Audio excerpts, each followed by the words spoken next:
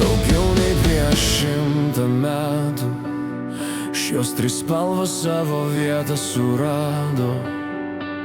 Daugiau nei prieš 100 metų deklaraciją rašė būrys signatarų.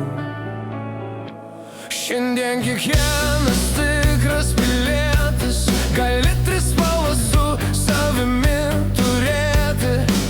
Štai aš leidžiuosi nuo kalno, taip gerbiu signatarų darbą. Basanavičius dabar pasidžiaugtų, vėliava vienijo tautą. O jeigu aš galiu, galėtum ir tu, su Basanavičium leistumės nuo kalno kartu.